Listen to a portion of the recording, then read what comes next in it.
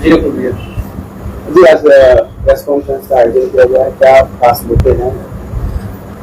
सबसे पहले मैं पत्रकार बंधुओं का बहुत बहुत धन्यवाद करता हूं कि एक बुलावे पर वो हमारे कार्यालय और जो हमारे सारी खबर है वो पूरे हरियाणा के अंदर, पूरे देश के अंदर दिखाने का काम करते हैं।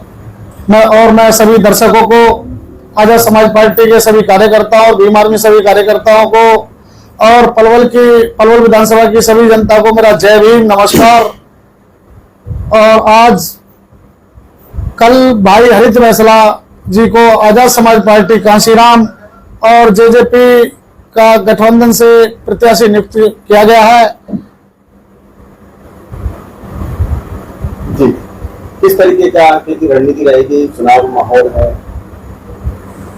देखो आप हर बार देखते हैं कि पलवल से कभी कांग्रेस, कभी बीजेपी, कभी इनेलो, कभी बसपा, सभी पार्टियां अपना दमखम दिखाती थी। इस बार कुछ अलग ही चुनाव लड़ने का अलग मजा आएगा, क्योंकि चाहे 5 बार से दलाल साहब रहे, पलवल विधानसभा के एमएलए दीपक मंगला जी रहे, सुभाष चौधरी जी रहे, किसी ने कोई भी विकास नहीं किया, क्योंकि सभी सड़कों पर पानी भरा रहता है। और आप पलवल जिले की बात करें तो हल्की सी बारिश हो जाती है तो उसमें पूरा पानी, पूरा शहर जलमग्न हो जाता है। क्या रहेगा जो गठबंधन से टिकट मिली है, जेजेपी वाले कितना साथ आप लोगों का?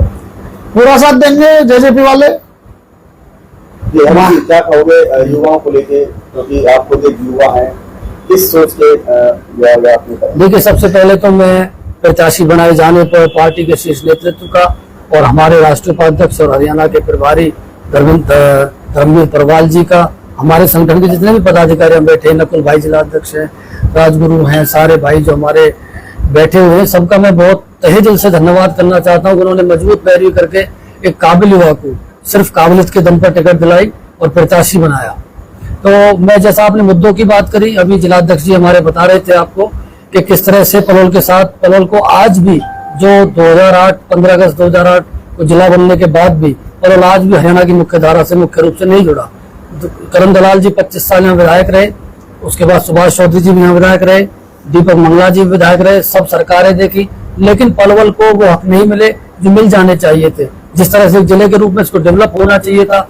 मैं आखिरी पंक्ति के पीड़ित व्यक्ति और गरीब की बात करूं तो वो बहुत तड़पता और तरसता है इन सुविधाओं के लिए। उसको नहीं मिलती अस्पतालों में अच्छी स्वास्थ्य सुविधाएं, नहीं मिलती स्कूलों में अच्छी शिक्षाएं, कोई टीचर्स नहीं मिलती कॉलेजों के अंदर प्रोफेसर्स नहीं है, उनको नहीं मिलते खेल के मैदान, सड़कों पर दुर्घटना का शिकार हमारे युवा हो जाते हैं। तो आने वाला समय बदलाव का है, परिवर्तन का है, सब देख चुके लोग, पलवल की जनता समझदार है। मैं किसी भी उम्मीदवार और किसी भी, चाहे हमारे करण दलाल जी है, सुभाष चौधरी जी है, दीपक मंगला जी भी है, हमें किसी की कोई आलोचना नहीं करनी। हम सिर्फ अपनी खूबियों के दम पर, अपने विकास के विजन पर, अपने मिशन पर हमें लड़ाई लड़ेंगे। जैसे कि हमारे दादाजी कहते थे कि यदि कोई लाइन आपके पास छोटी है और आपको, तो उसको घिसकर हमको छोटा नहीं करना, उसके साइड में हमें बड़ी लाइन खींचनी है। उसके पास हमें खींचना है कि पलवल के शिक्षा, स्वास्थ्य और खेल के मुद्दों को बखूबी से हम उठाएं और लोगों को सुविधाएं दिलाएं। हमें किसी की आलोचना से कोई फायदा नहीं होने वाला। और पलवल की जनता समझ चुकी है, वो जानती है, और मुकाबला देखना आप कितना जबरदस्त होगा। मैं तो शीर्ष नेतृत्व का बहुत बहुत धन्यवाद करना चाहता हूँ कि मुझ जैसे एक आम परिवार के युवा को इतनी बड़ी जिम्मेदारी दी। तो यही फैसला बिलोंग करते हैं, फैसला कितना आपके साथ? देखिए, अभी मैं, जैसे कल टिकट की घोषणा हुई है तो बहुत बड़ी हलचल मुझे क्षेत्र के अंदर देखने को मिली है।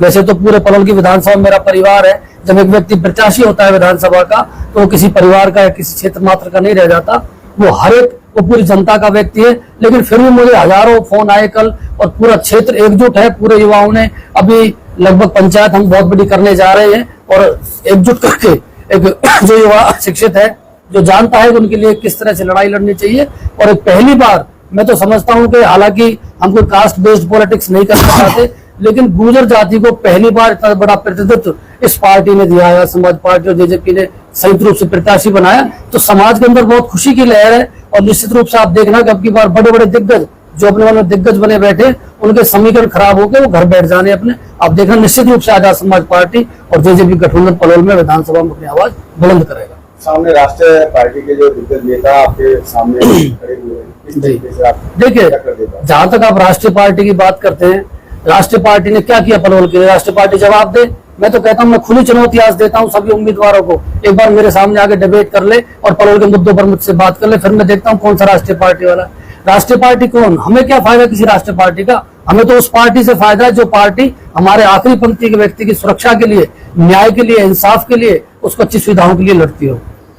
देखो, राष्ट्रीय पार्टी की आपने कही, खुद मैं प्रेजेंट में जिला पार्षद भी हूँ और मैं गाँव में जाकर देखता हूँ, आज भी बहुत से गाँवों में तो आज भी लोगों को पानी पीने तक की सुविधाएं नहीं है, सड़कें नहीं है।